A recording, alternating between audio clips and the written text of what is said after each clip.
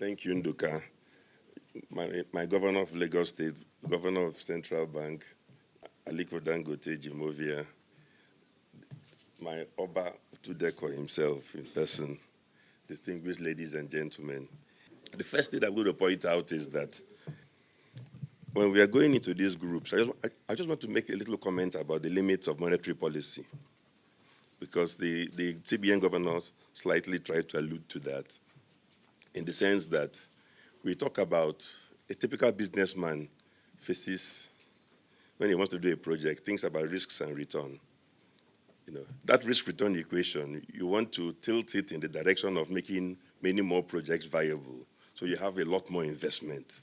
So there's a serious problem when there are some risks that nobody is touching, which are making projects costly and so on. And they cannot be touched necessarily by monetary policy. You can touch some of those risks with monetary policy, but it's a big mistake to try and fight every problem with money. Because some problems, you fight them with money, you worsen them and you compound the problem. So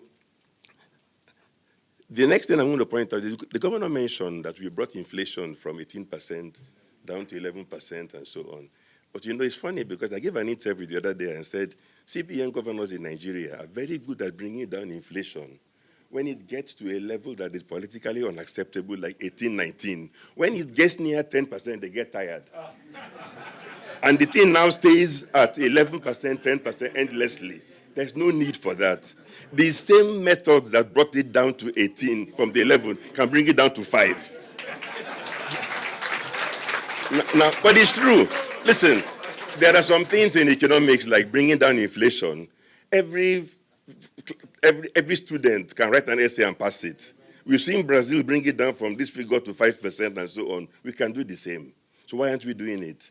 Let me explain some of the reasons why I think it's also doubly important that we bring inflation to something like 5%. You see, when the governor spoke about exchange rate stability, he knows I'm in favor of that. In fact, if I may reveal a secret, when the exchange rate was 360, and I think one day he was talking and he was thinking of bringing it down to 355, I screamed and told him to hold it at the 360, because I thought that it would be a mistake to take it on a journey that you cannot sustain.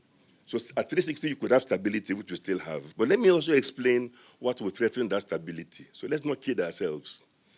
If you have an inflation rate that is 11% year on year, US inflation rate is 2%. Every year you don't adjust, it's a 9% differential. The solution is not to devalue, but to bring down the inflation rate. You follow me? That's where the solution is. So there's no debate. Who's against managed float? Definitely not me. What some of us were against were multiple exchange rates, which you don't understand. You follow me? You follow me? So effectively, in your second tenure, Mr. Governor, I think we have to find a way to clear up these last vestiges of confusion caused by multiple exchange rates. The other thing I want to point out as well is that, it echoed in this room. Look, Aliko and I go back a long way. He's done phenomenally well. About 2 decades, done phenomenally well. Jim, Mike Adenug and co. Let me tell you what they all have in common. They are all very combative personalities. Because of that, no regulator will go to them and try nonsense. Because most of them know how to deal with that regulator. We have to move beyond that, making Nigeria an economy only for the few people who are very combative. Some of us too are combative enough, so people know what's in regulation. Now let me continue, because those we are destroying are the 22-year-old entrepreneurs, the 25-year-old entrepreneurs. This economy is rigged against the youth, and it's not going to grow. When Aliko and I were 30, we were allowed to grow. Today, we're killing the youth from growing. So it's not going to grow. That's the point I'm making. And the things we have to correct, you see, any regulator that wants to get applause, just go after some people, destroy some businesses, and the more you destroy, the more they hail you. It's even proof that you're working. That's a paradigm shift. We have to get out of that complete nonsense. Without that, it will negate any monetary policy and everything else. The other thing I want to point out as well is that tax rate, Aliko said, is too high. It's not just the tax rate. A company that the head of FIRS told me is the most compliant in Nigeria that he knows of tax-wise overall in all their dealings. At the last count, they were undergoing 88 parallel tax audits nationwide. Every state government, everybody, I'm sure people like Aliko too are feeling it a little. But you see, but there's a big difference. No, when I say a little, let me explain. You know, I've been a businessman, I'm an entrepreneur myself. There are some tax regulators. No, don't worry. Aliko, you've had your turn. I have to, you know, what I always say, even to the government, I said that on the judgment day, yes, God will say, okay, fine, why are those entrepreneurs from Nigeria? Once we raise our hands, it's okay, you cannot be punished twice. Go to heaven. Okay. I know. Okay, but let me also continue. You should know what you are facing. In fact, we are facing more trouble than anybody. Aliko, I know, don't worry. Take it from me. I know your company, I know your staff. I also know some regulators who tell me that they will go to Standard Chartered Bank, they will try this, but then they won't try Aliko because they are afraid. You get what I'm saying? So you enjoy some protection on account of your positioning in society and perceived ability to call any minister and even the presidency. We are looking for a system that makes it possible for even those who don't have such connections to be allowed to thrive. That's the point I'm making. Now, and please, Mr. Governor, Lagos is the home of all those young entrepreneurs. Part of your responsibility is to protect them from these rogue regulators. Because Lagos is the hub. It's where they're being born and created every day.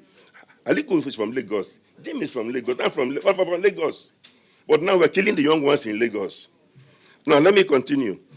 To give you an example, it's not only about big business or small business. I was telling the governor today that, you know, you'll be following the news about MTN's problems. MTN's problems have become a barometer for the global investment community to look at Nigeria. For those who don't know, first it was investigated by DSS, then the Senate, then Central Bank. Now the police has taken over. After the police, it will probably be ICPC and then EFCC. So which means that people are also going forum shopping. If you have an agenda, you try one regulator. If it fails, you try the next and you continue. Now, we cannot have regulators who are queuing up. In the UK, as soon as the Serious Fraud Office looks at something and says it is nothing, everybody else drops it. Here, the following day, EFCC will take it over. IG will take it over. You can't do business that way. Economy won't grow. Now, let me continue. Just a few other things. Power sector was mentioned. They are all right. But let me just say something here. I'm not speaking for the discourse, but in the power sector, there's some hope, a bit of hope, except that we're not doing the right things to complete the journey. The hope is that most of the problems can be solved if you bring all the participants together in a round table.